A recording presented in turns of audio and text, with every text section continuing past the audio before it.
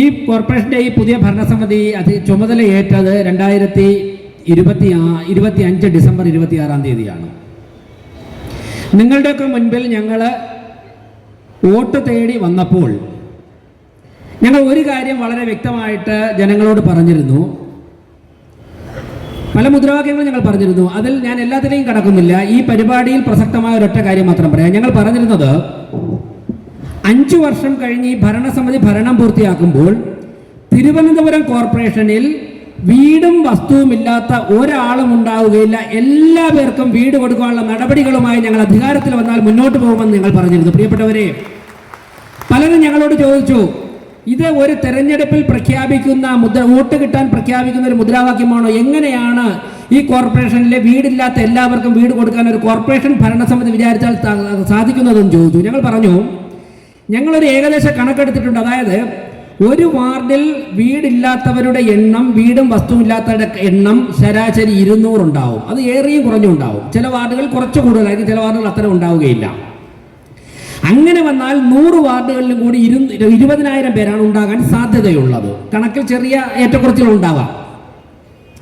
ഈ 20,000 പേർക്കും 5 വർഷം കൊണ്ട് വീട് കൊടുക്കുക. അതിനർത്ഥം ഒരു വർഷം 4,000 പേർക്ക് വീട് കൊടുത്താൽ ഈ ഭരണസമിതിയുടെ കാലാവധി പൂർത്തിയാകുമ്പോഴേക്കും ഈ കോർപ്പറേഷനിലെ 20,000 പേർക്കും വീട് കൊടുക്കാൻ സാധിക്കും. ഇതായിരുന്നു ഞങ്ങളുടെ മനസ്സിലുള്ള സ്വപ്നം. ഈ ഡയസിലിരിക്കുന്ന രാഷ്ട്രീയ നേതാക്കളായിട്ടുള്ള സ്റ്റാൻഡിംഗ് കമ്മിറ്റി ചെയർമാൻമാരായിട്ടുള്ള എല്ലാവരും പരസ്പരം ആലോചിച്ചിട്ടാണ് ഈ മുദ്രാവാക്യം ഞങ്ങൾ തെരഞ്ഞെടുപ്പിന് മുമ്പ് തന്നെ ഞങ്ങൾ രൂപം കൊടുത്തത്. അതിനനുസരിച്ച് നിങ്ങളൊക്കെ തന്നെ ഒരു പുതിയ ഭരണസമിതി അധികാരത്തിലെത്തി ഞങ്ങളെയൊക്കെ തന്നെ ഈ കോർപ്പറേഷന്റെ ചുമതല ഏൽപ്പിച്ചു. തീർച്ചയായിട്ടും ഞങ്ങളൊക്കെ തന്നെ പ്രവർത്തിക്കുന്ന പ്രസ്ഥാനം ഞങ്ങളെ പഠിപ്പിക്കുന്നത് ജനങ്ങളോടൊരു വാക്ക് കൊടുത്താൽ അത് പാലിക്കാൻ സാധിക്കണം എന്നുള്ള നിലപാടാണ് ഞങ്ങളെ പഠിപ്പിച്ചുള്ളത്. അതുകൊണ്ട് തന്നെ ഞാൻ പറയുന്നു, ഭരണമേറ്റെടുത്തതിന്റെ അന്നു രാത്രി തന്നെ ഞങ്ങൾ ആദ്യമായി ആരംഭിച്ച ചർച്ച ഈ കോർപ്പറേഷനിലെ പാവപ്പെട്ട സാധാരണക്കാരായ ജനങ്ങൾക്ക് തല ചായ്ക്കാൻ ഒരിടം കൊടുക്കുവാൻ വേണ്ടി ഏതു തരത്തിലുള്ള പ്രവർത്തനവുമായിട്ടാണ് ഞങ്ങൾ മുന്നോട്ട് പോകേണ്ടത് എന്നുള്ളതാണ്.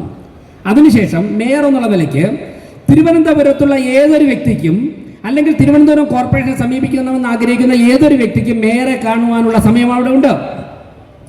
പ്രവൃത്തി ദിവസങ്ങളിലൊക്കെ തന്നെ മറ്റ് ഔദ്യോഗിക പരിപാടികളൊന്നും ഇല്ലെങ്കിൽ 3 മണി മുതൽ 5 മണി വരെയുള്ള സമയത്ത് മേയറുടെ മുറിയിലുണ്ടാകും. ആരോടും അനുവാദം ചോദിക്കേണ്ട, കാത്തു നിൽക്കേണ്ട. നിങ്ങൾക്ക് മേയറുടെ മുറിയിലേക്ക് നേരിട്ട് കടന്നു വരാമെന്ന് ഞാൻ പറഞ്ഞു. പ്രിയപ്പെട്ടവരെ, പിറ്റേ ദിവസം മുതൽ 100 കണക്കിന് ആൾക്കാർ അവിടെ കാണാൻ വേണ്ടി വന്നു. പല ആവശ്യങ്ങൾക്കായിട്ട് വന്നിട്ടുണ്ടോ, സംസാരിക്കാൻ വരുന്നവരുണ്ട്, അവരുടെ ആവശ്യങ്ങളൊക്കെ ആയിട്ട് വന്നവരുണ്ട്. അതിൽ ഈ ഇരിക്കുന്ന പല മുഖങ്ങളും ഉണ്ടായിരുന്നു. സാധിക്കുമെങ്കിൽ എനിക്ക് സ്ഥലമില്ല, വീടില്ല, സഹായിക്കണം, അല്ലെങ്കിൽ എനിക്ക് സ്ഥലമുണ്ട്, വീടില്ല, കോർപ്പറേഷൻ സഹായിക്കണം എന്ന് പറഞ്ഞു വന്ന നിരവധി പേരുണ്ട്. ഒന്ന് കൈയുയർത്താമോ ആർക്കെങ്കിലും? ആയിരിക്കുന്നവരൊക്കെ തന്നെ മേയറെ കാണാൻ വേണ്ടി 3 മണിക്കും 5 മണി ഇനിയുണ്ട്. ഇനിയും കൈയുയർത്താൻ പറഞ്ഞ നിരവധി അവിടെ നിന്ന് ഉയർത്തുന്നു. ഇവരൊക്കെ തന്നെ എന്നെ കാണാൻ വേണ്ടി ഏതെങ്കിലും ഒരു ദിവസം ഒരു അപേക്ഷയും കൊണ്ട് അവിടെ വന്നവരാണ്. പലർക്കും പടി കയറാൻ, ഇവിടെ വന്നവർ തന്നെ പലരും ഊന്നുവടികളുമായിട്ടാണ് വരുന്നത്. പലർക്കും പടി കയറാൻ സാധിച്ചിട്ടില്ല. ഞാൻ താഴെ ഇറങ്ങി വന്ന് കണ്ടിട്ടുണ്ട്. അന്ന് നിങ്ങളെയൊക്കെ കണ്ടിട്ട് ഞാൻ AC കാറിൽ കയറി പുറത്തേക്ക് വീട്ടിൽ പോവുകയായിരുന്നില്ല. അന്ന് നിങ്ങളെയൊക്കെ കണ്ടതിന് ശേഷം രാത്രി കാലങ്ങളിൽ ഡെപ്യൂട്ടി മേയറുമായിട്ടും മറ്റുള്ള എൻ്റെ സഹപ്രവർത്തകരുമായിട്ടും സ്റ്റാൻഡിംഗ് കമ്മിറ്റി ചെയർമാൻമാരുമായിട്ടും കോർപ്പറേഷന്റെ സെക്രട്ടറിയുമായിട്ടും ഓരോ ദിവസവും ജനങ്ങൾ മേയറോട് പറഞ്ഞ ആവശ്യങ്ങൾ ഞങ്ങൾ ചർച്ച ചെയ്യും. രാത്രി 11 മണി 12 മണി വരെ ഞങ്ങൾ ചർച്ച ചെയ്യും. അതിനുശേഷം ഈ പദ്ധതികൾ എങ്ങനെ നടപ്പിലാക്കി ജനങ്ങളുടെ അടുത്ത് എത്തിക്കാമെന്നുള്ളതിനെ കുറിച്ചുള്ള ആലോചനയും അതിനെക്കുറിച്ചുള്ള ഗവേഷണവുമായിരുന്നു കഴിഞ്ഞ 60 ദിവസവും നടത്തിക്കൊണ്ടിരുന്നത്. അതിന്റെ അടിസ്ഥാനത്തിലാണ് ഞങ്ങൾക്ക് മനസ്സിലായത്, പ്രധാനമന്ത്രി ആവാസ് യോജന എന്നൊരു പദ്ധതി ബഹുമാനപ്പെട്ട നരേന്ദ്രമോദി രാജ്യത്തിന്റെ പ്രധാനമന്ത്രിയായതിനു ശേഷം പ്രഖ്യാപിച്ചു. നരേന്ദ്രമോദിയെ കുറിച്ച് നമ്മൾ കേട്ടിട്ടുണ്ട്. ഒരു ചായ വിൽപ്പനക്കാരന്റെ മകനായിട്ട് ജനിച്ചിട്ട് പട്ടിണി കിടന്നുള്ള അനുഭവമുള്ള നരേന്ദ്രമോദി, അദ്ദേഹത്തിന്റെ അമ്മ ഈ ഇരിക്കുന്ന പലരെയും പോലെ തൊട്ടടുത്തുള്ള വീടുകളിൽ വീട്ടുജോലിക്ക് പോയിട്ട് അവിടെ നിന്ന് കിട്ടുന്ന പണവും അവിടെ നിന്ന് കിട്ടുന്ന ഭക്ഷണവും അവിടെ നിന്ന് കിട്ടുന്ന വസ്ത്രവും കൊണ്ടുവന്നാണ് നരേന്ദ്രമോദി ഉൾപ്പെടെയുള്ള മക്കളെ വളർത്തി വലുതാക്കിയെടുത്തത്. ആ വേദന അറിഞ്ഞിട്ടുള്ള ബഹുമാനപ്പെട്ട നരേന്ദ്രമോദി ഈ രാജ്യത്തിന്റെ പ്രധാനമന്ത്രിയായതിനു ശേഷം ആദ്യമായിട്ടെടുത്ത തീരുമാനങ്ങളിലൊന്ന് ഈ രാജ്യത്തെ സാധാരണക്കാരുടെ കണ്ണീരൊപ്പുവാൻ വേണ്ടി അഴിമതിയില്ലാത്ത ഒരു ഭരണം കാഴ്ചവെക്കണമെന്നുള്ളതായിരുന്നു ബഹുമാനപ്പെട്ട നരേന്ദ്രമോദി എടുത്ത തീരുമാനം. ആ നരേന്ദ്രമോദിയുടെ ഭരണത്തെ മാതൃകയായിക്കൊണ്ടാണ് ഞങ്ങൾ മുന്നോട്ട് പോകുന്നത്. പ്രിയപ്പെട്ടവരെ, ഞങ്ങൾ അന്വേഷിച്ചപ്പോഴേക്കും ഒരു കാര്യം ഞങ്ങൾ ഞെട്ടിപ്പോയി. കാരണം നിങ്ങൾക്കൊക്കെ തന്നെ വസ്തു ഉണ്ട്, നിങ്ങൾക്കൊക്കെ തന്നെ സ്ഥലം കിട്ടിയിട്ടുണ്ട്, വീട് കിട്ടുന്നില്ല.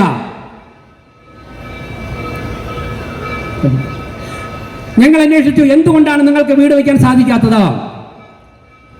അപ്പോഴാണ് മനസ്സിലായത്, PMAY പ്രധാനമന്ത്രി ആവാസ് യോജന എന്ന പദ്ധതിയുടെ 2ാം ഘട്ടത്തിൽ കേന്ദ്ര സർക്കാരിന്റെ വിഹിതം കിട്ടണമെങ്കിൽ സംസ്ഥാന സർക്കാർ ഒരു കരാറിൽ ഒപ്പുവയ്ക്കണം. സ്വാഭാവികമല്ലേ? കേന്ദ്ര സർക്കാർ ഇപ്പം നിങ്ങൾക്ക് കോർപ്പറേഷൻ പണം തരണമെങ്കിൽ നിങ്ങളൊരു കരാറിൽ ഒപ്പുവയ്ക്കേണ്ടേ കോർപ്പറേഷനുമായിട്ട്? അപ്പോൾ കോർപ്പറേഷൻ പറയുന്ന മാനദണ്ഡങ്ങൾ അംഗീകരിക്കണം. സ്വാഭാവികമായിട്ടും പണം തരുമ്പോൾ അങ്ങനെ സാധിക്കുകയുള്ളൂ. അപ്പോൾ പാർലമെന്റിൽ പാസാക്കിയ നിയമം അനുസരിച്ച് നിങ്ങൾ ഒരു കരാറിൽ ഒപ്പുവയ്ക്കണം. ഇന്ത്യയിലെ എല്ലാ സംസ്ഥാനങ്ങളും ഒപ്പുവെച്ചു, കേരളം ഒപ്പുവെച്ചില്ല. എന്താണ് അതിൽ? ഇപ്പൊ KSRTC അതിനൊരു ചിഹ്നമുണ്ട് ഇല്ലേ, ഒരു അടയാളമില്ലേ? ആന നിൽക്കുന്ന ഒരു അടയാളമില്ലേ? സംസ്ഥാന സർക്കാരിന്റെ അടയാളമില്ലേ? തിരുവനന്തപുരം കോർപ്പറേഷൻ ഒരു എംബ്ലം ഉണ്ട്. അതുപോലെ തന്നെ ഒരു സ്ത്രീ ശാക്തീകരണത്തിന്റെ ഒരു എംബ്ലം ഉണ്ട്. ആ എംബ്ലം ഞങ്ങൾ വയ്ക്കുകയില്ല എന്നുള്ള ഒരു പിടിവാശി കാരണം സംസ്ഥാന സർക്കാർ ആ കരാറിൽ ഒപ്പുവെച്ചില്ല. ഒന്ന് ആലോചിച്ച് നോക്ക്. നിങ്ങൾക്ക് വീട് വയ്ക്കുവാൻ തരാനുള്ള പണം കേന്ദ്ര സർക്കാരിന്റെ ഷെയർ കേന്ദ്ര സർക്കാരിന്റെ ഖജനാവിലുണ്ട്. സംസ്ഥാന സർക്കാരിന് തരാനുള്ള പണം ഞാനും നിങ്ങളും നികുതി കൊടുക്കുന്ന പണം സംസ്ഥാന സർക്കാരിന്റെ ഖജനാവിലുണ്ട്. തിരുവനന്തപുരം കോർപ്പറേഷന് നിങ്ങൾക്ക് തരുവാനുള്ള ഷെയർ തിരുവനന്തപുരം കോർപ്പറേഷന്റെ ഖജനാവിലുണ്ട്. നിങ്ങളുടെ കയ്യിൽ വസ്തുവുണ്ട്. ഒന്ന് ആലോചിച്ച് നോക്ക്. ഒരു തീരുമാനമെടുക്കുവാൻ 6-7 വർഷം ഒരു സർക്കാർ അവരുടേതായ കാരണം കൊണ്ട് ആ തീരുമാനമെടുക്കാൻ വൈകുമ്പോൾ ഈ നാട്ടിലെ ലക്ഷക്കണക്കിന് വരുന്ന സാധാരണക്കാരൻ കടത്തിണ്ണയിൽ ഉറങ്ങേണ്ടി വരുന്ന സാഹചര്യം വരുന്നു. അവനവന്റെ പ്രായപൂർത്തിയായ പെൺകുട്ടികളെ ഉൾപ്പെടെ ചേർത്ത് പിടിച്ചുകൊണ്ട് രാത്രി കാലഘട്ടങ്ങളിൽ കടത്തിണ്ണയിൽ ഉറങ്ങേണ്ട ഒരു സാഹചര്യം വരുന്നു. ഞങ്ങൾ BJP നേതൃത്വം കൊടുക്കുന്ന, നരേന്ദ്രമോദി നേതൃത്വം കൊടുക്കുന്ന കോർപ്പറേഷന്റെ ഒരു ഭരണസമിതിക്ക് അത് കണ്ടുകൊണ്ടൊരു ദിവസം പോലും മുന്നോട്ട് പോകുവാൻ സാധിക്കില്ല എന്നുള്ള ഉറച്ച തീരുമാനത്തിന്റെ അടിസ്ഥാനത്തിലാണ് നിങ്ങൾക്ക് വീട് തരണമെന്നുള്ള നടപടികളുമായി ഞങ്ങൾ മുന്നോട്ട് പോയത്. ഞങ്ങളോട് പലരും ചോദിച്ചു എങ്ങനെ പണം കൊടുക്കുമെന്ന്. പ്രിയപ്പെട്ടവരെ, പണം ഞങ്ങൾ തരുമെന്ന് പറഞ്ഞാൽ തരാനുള്ള മാർഗം കണ്ടുവച്ചിട്ടുണ്ട്. കോർപ്പറേഷൻ തരേണ്ട വിഹിതം ഞങ്ങളുടെ അക്കൗണ്ടിലുണ്ട്. ബാക്കിയുള്ള പണം വിവിധ ഘടകങ്ങളിൽ നിന്നും ശേഖരിച്ച് ഞങ്ങൾ കൊണ്ടുവരും. പലരും ചോദിച്ചു, പ്രധാനമന്ത്രിയെ കാണാൻ നിങ്ങളൊക്കെ ഡൽഹിയിലേക്ക് പോയി, എന്താ കിട്ടിയത്? ഞാൻ ആത്മാർത്ഥതയോടെ സത്യസന്ധതയോടെ നിങ്ങളോട് അഭിമാനത്തോടെ പറയട്ടെ, ഞങ്ങളൊക്കെ തന്നെ ട്രെയിനിൽ കയറി ഡൽഹിയിൽ പോയി 5-6 ദിവസം അവിടെ നടന്ന പ്രധാനമന്ത്രിയെയും വിവിധ കേന്ദ്രമന്ത്രിമാരെയും കണ്ടത് നിങ്ങൾക്കൊക്കെ തന്നെ വീട് വച്ച് തരുവാൻ ഉൾപ്പെടെയുള്ള കാര്യങ്ങളെ കുറിച്ചുള്ള പണം സമ്പാദിക്കുവാനായിരുന്നു. അതിൽ കുറേയൊക്കെ മുന്നോട്ട് പോകുവാൻ സാധിച്ചിട്ടുണ്ട്. ഞങ്ങൾ വെറുതെ പോയതല്ല. ഡൽഹിയിൽ നിങ്ങളുടെയൊക്കെ വാർഡുകളിലേക്ക് 100 മെഡിക്കൽ സ്റ്റോർ വരാൻ പോവുകയാണ്. ഒരു വാർഡിൽ പകുതി വിലയ്ക്ക് മരുന്ന് കിട്ടുന്ന ഒരു മെഡിക്കൽ സ്റ്റോർ വരാൻ പോവുകയാണ്. 1000 രൂപയ്ക്ക് ഇപ്പോൾ മരുന്ന് വാങ്ങിക്കുമ്പോൾ പിന്നീട് ഇനി ആ മെഡിക്കൽ സ്റ്റോർ വന്നു കഴിഞ്ഞാൽ 500 രൂപ കൊടുത്താൽ മതി. 1000 രൂപയ്ക്ക് നടത്തുന്ന രക്തപരിശോധന 500 രൂപയ്ക്ക് ചെയ്യാൻ പറ്റുന്ന, പകുതി വിലയ്ക്ക് ചെയ്യാൻ പറ്റുന്ന ക്ലിനിക്കുകൾ വരികയാണ് നിങ്ങളുടെ വാർഡുകളിലേക്ക്. ഇതൊക്കെ നേടിയെടുക്കാൻ വേണ്ടിയായിരുന്നു ഞങ്ങൾ ഡൽഹിയിലേക്ക് പോയത്. ഞാൻ ആ വിഷയത്തിലേക്ക് കൂടുതൽ കടക്കുന്നില്ല. ഇനി നമ്മുടെ വിഷയത്തിലേക്ക് വന്നാൽ, സംസ്ഥാന സർക്കാർ ഒരു കരാറിൽ ഒപ്പിടാത്തത് കൊണ്ട് നിങ്ങൾക്കൊന്നും വീട് കിട്ടുകയില്ല എന്നുള്ള ദിനങ്ങളായിരുന്നു മുമ്പുണ്ടായിരുന്നെങ്കിൽ അത് മാറിയിരിക്കുന്നു. ഞങ്ങൾ ഇപ്പോൾ ഈ ഭരണസമിതി എടുത്തിരിക്കുന്ന തീരുമാനം, ഇപ്പോൾ കോർപ്പറേഷനിൽ നിലവിലുള്ള ഏകദേശം ഒരു 2000 പേരുടെ ലിസ്റ്റ് ഉണ്ട്. അവർക്കൊക്കെ തന്നെ വിവിധ ഘട്ടങ്ങളിലായി സ്ഥലം ലഭിച്ചിട്ടുണ്ട്. ഞാൻ പറയുന്നത് വ്യക്തമായിട്ട് കേൾക്കണം, വ്യക്തമായിട്ട് ആ കാര്യങ്ങൾ മനസ്സിലാക്കണം. അവർക്കൊക്കെ തന്നെ നേരത്തെ സ്ഥലം ലഭിച്ചവരാണ്. അവരുടെ പട്ടിക കോർപ്പറേഷനിൽ നിലവിലുണ്ട്. ഈ ഭരണസമിതി വരുന്നതിന് മുമ്പ് തന്നെ തയ്യാറാക്കിയ പട്ടികയാണ്. ആ പട്ടികയുണ്ട്. ആ പട്ടികയിലുള്ള ആൾക്കാരെയാണ് ഇന്ന് വിളിച്ചിട്ടുള്ളത്. ഇന്ന് നിങ്ങൾക്ക് നിങ്ങളെ ഗുണഭോക്താക്കളാക്കി തിരഞ്ഞെടുത്തതിന്റെ ഒരു സർട്ടിഫിക്കറ്റ് ഈ ഉദ്ഘാടനത്തിന് ശേഷം എല്ലാവർക്കും ഇവിടെ നിന്നും തരും. അവർ കൗണ്ടർ അനുസരിച്ച് വാങ്ങിയിട്ട് പോകണം. അതിനുശേഷം കുറച്ച് ഗവൺമെന്റ് നടപടിക്രമങ്ങളുണ്ട്. ആ നടപടിക്രമങ്ങൾ എത്രയും പെട്ടെന്ന് തന്നെ പൂർത്തിയാക്കുവാനുള്ള ഒരു കാര്യങ്ങൾ ഞങ്ങൾ ഇന്ന് തന്നെ ഉച്ചയ്ക്കത്തെ കൗൺസിൽ കഴിഞ്ഞാൽ തുടങ്ങുകയാണ്.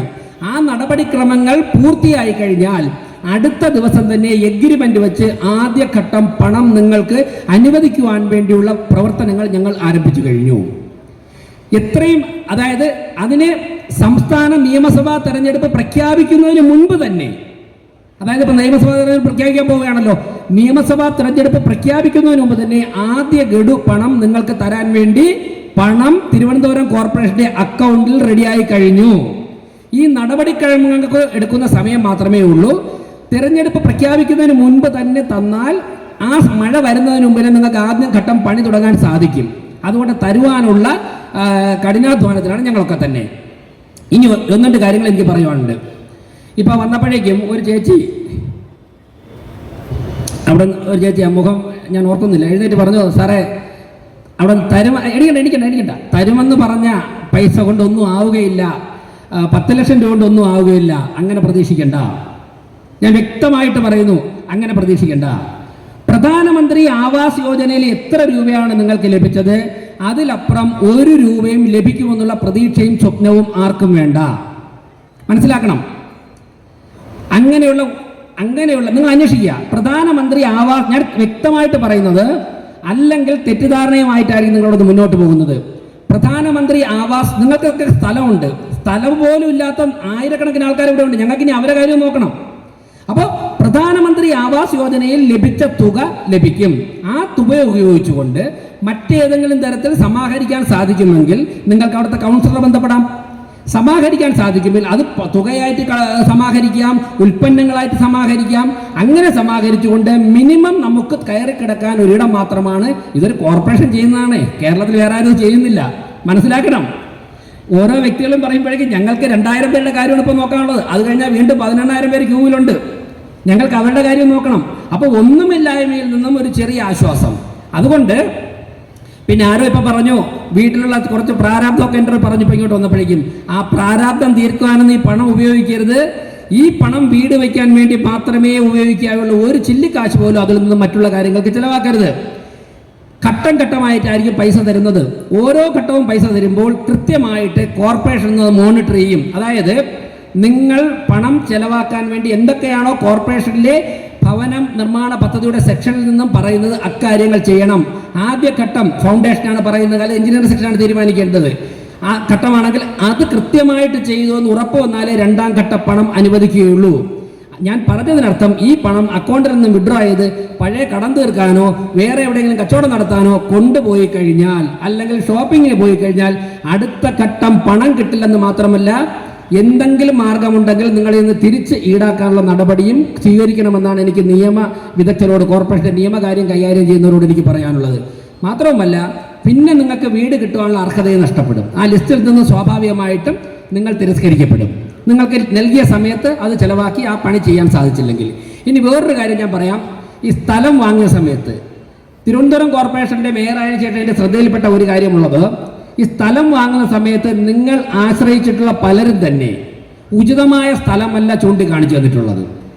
ഉചിതമായ സ്ഥലമല്ല. പലരും പറഞ്ഞു, എൻ്റെ ചിലർ പറഞ്ഞു, സാറേ ആ സ്ഥലം എന്നെ ചൂണ്ടിക്കാണിച്ചിട്ട് എഴുതി തന്ന് പ്രമാണവും കൊണ്ട് കരം തീർക്കാൻ ചെന്നപ്പോഴാണ് അറിയുന്നത്, പോക്കോറ് ചെയ്യാൻ ചെന്നപ്പോഴാണ് അറിയുന്നത് സ്ഥലം ഇപ്പുറത്താണെന്ന്. അവിടെ കുറച്ച് വെള്ളം കെട്ടലുണ്ട്, എനിക്ക് ഫൗണ്ടേഷൻ ചെയ്യാൻ പോലും പൈസ ചിലവാകുന്നു. അതൊക്കെ നിങ്ങളുടെ ഉത്തരവാദിത്വമാണ്. അക്കാര്യങ്ങൾ എല്ലാത്തിനും തന്നെ കോർപ്പറേഷനോ മേയർക്കോ ഡെപ്യൂട്ടി മേയർക്കോ സ്റ്റാൻഡിംഗ് കമ്മിറ്റിക്കാർക്കോ ഒന്നും ഇടപെടാൻ പറ്റില്ല. അതൊക്കെ തന്നെ അവിടുത്തെ കൗൺസിലറുടെ ആരുടെയൊക്കെ സഹായത്തോടുകൂടി നിങ്ങൾ തന്നെ പരിശോധിക്കേണ്ടതാണ്. ഞങ്ങൾക്ക് പരിമിതിയുണ്ട് ആ കാര്യങ്ങൾ. നാളെ വന്ന് നമ്മളോട് പരാതി പറഞ്ഞ കാര്യമില്ല. ഞങ്ങൾ നാട്ടിൽ എവിടെയെങ്കിലുമൊക്കെ പോയി സംസാരിച്ച് ഗവൺമെൻറ്റുമായിട്ടൊക്കെ സംസാരിച്ച് സാധിക്കുന്ന പണം, PMAയിൽ കൊടുത്ത പണം നിങ്ങളുടെ കയ്യിൽ എത്തിക്കാൻ വേണ്ടി ശ്രമിക്കും. ഞാൻ മാധ്യമപ്രവർത്തകർ ഒരു കാര്യം കൂടി പറയാം. ഇത് പറയുമ്പോൾ ഏതെങ്കിലും ഘട്ടത്തിൽ സംസ്ഥാന സർക്കാരോ കേന്ദ്ര സർക്കാരിൻ്റെ വിഹിതമോ ഞങ്ങൾക്ക് ലഭിക്കാൻ സാധ്യമാണെങ്കിൽ ഞങ്ങൾ അതിനെ സ്വാഗതം ചെയ്യുന്നു. ലഭിച്ചില്ല എന്ന് കരുതിയിട്ട് പദ്ധതി മുടങ്ങുകയില്ല. ലഭിക്കുമെങ്കിൽ അത് വലിയ സന്തോഷം. ഞങ്ങൾ ലഭിക്കുന്നതിനെ തടസ്സപ്പെടുത്തില്ല, ഞങ്ങൾ സന്തോഷമാണ്. പക്ഷേ ആ പണം ലഭിച്ചില്ലെങ്കിൽ ഇനിയിപ്പോൾ നാളെ സംസ്ഥാന സർക്കാർ തീരുമാനം മാറ്റി പദ്ധതിയിൽ ഒപ്പിട്ടിട്ട് സംസ്ഥാന സർക്കാരിൻ്റെയും കേന്ദ്ര സർക്കാരിൻ്റെയും ഷെയർ വരുന്നു എന്നിരിക്കട്ടെ, ഞങ്ങൾക്ക് വളരെ സന്തോഷം. ഇനി അത് വന്നില്ല, ഒപ്പിട്ടില്ല എന്ന് കരുതിയും ഈ ഇരിക്കുന്നവരുടെ പദ്ധതി മുടങ്ങുകയില്ല. ഇത്രയും കാര്യങ്ങളാണ് എനിക്ക് സൂചിപ്പിക്കുവാനുള്ളത്. പ്രിയപ്പെട്ടവരെ, അങ്ങനെ തിരുവനന്തപുരം കോർപ്പറേഷൻ നിങ്ങൾക്ക് തന്നെ അന്വേഷിച്ച് നോക്കുക. ചുമതലയിൽ വന്നു, ഞങ്ങൾ ഭരണത്തിൽ വന്നു. ആദ്യത്തെ ഒരു 30 ദിവസം കഴിഞ്ഞപ്പോഴേക്കും ഞങ്ങൾ ബഡ്ജറ്റ് അവതരിപ്പിച്ചു. ബഡ്ജറ്റ് അവതരിപ്പിച്ചതിന് ശേഷം ആ സമയത്താണ് ആറ്റുകാൽ പൊങ്കാല. ലോകപ്രശസ്തമായ ലക്ഷക്കണക്കിന് ആൾക്കാർ വന്ന് ആറ്റുകാൽ പൊങ്കാലയുടെ തിരക്കിലായിരുന്നു. ആറ്റുകാൽ പൊങ്കാലയൊക്കെ കഴിഞ്ഞ് ഇന്നലെ ഉദ്യോഗസ്ഥരൊക്കെ ലീവായിരുന്നു, പലരും ലീവായിരുന്നു. ഇന്നാണ് എല്ലാവരും വന്നു തുടങ്ങിയത്. പിറ്റേ ദിവസം ബഡ്ജറ്റ് 25-ാം തീയതി പ്രഖ്യാപിക്കുന്നു. മാർച്ച് 5-ാം തീയതി ആയപ്പോൾ നിങ്ങളെ വിളിച്ചിരുന്നതിൻ്റെ സർട്ടിഫിക്കറ്റ് തരികയാണ്. പരമാവധി നിയമസഭാ തെരഞ്ഞെടുപ്പ് പ്രഖ്യാപിക്കുന്നതിന് മുൻപ് തന്നെ എഗ്രിമെന്റ് വെച്ചിട്ട് നിങ്ങൾക്ക് പണം തരുവാനുള്ള തയ്യാറെടുപ്പാണ് ഞങ്ങൾ. ഇത്രത്തോളം ശുഷ്കാന്തിയോടെ പ്രവർത്തിക്കുന്ന ഒരു ഭരണസമിതിയെക്കുറിച്ച് നിങ്ങൾക്ക് വിലയിരുത്താൻ, നിങ്ങൾ ഞങ്ങളെ വിജയിപ്പിക്കുവാൻ നൽകിയ വോട്ടവകാശം ഒന്നുപോലും പാഴായിട്ടില്ല. അർഹതയുള്ളവരെ തന്നെയാണ് തിരുവനന്തപുരത്ത് നിങ്ങൾ ഭരണമേൽപ്പിച്ചിരിക്കുന്നതെന്ന് നിങ്ങൾക്ക് ആത്മവിശ്വാസത്തോടെ ആത്മാർത്ഥതയോടെ പോകാം. ഇവിടെ നിലവിളക്ക് തെളിച്ചപ്പോഴേക്കും എൻ്റെ മനസ്സിൽ വന്നത് ഈ പരിപാടിയുടെ ഉദ്ഘാടനമല്ല, മറിച്ച് ഈ ഇരിക്കുന്ന 2000 പേരുടെയും വീടിൻ്റെ പാലുകാച്ചിൻ്റെ നിലവിളക്കാണ് ഇവിടെ തെളിച്ചത് എന്നുള്ള ആത്മവിശ്വാസത്തോടെ ഞാൻ ഈ പരിപാടി ഉദ്ഘാടനമായിട്ട് പ്രഖ്യാപിച്ചുകൊണ്ട് നിർത്തുന്നു. വന്ദേ മാതരം.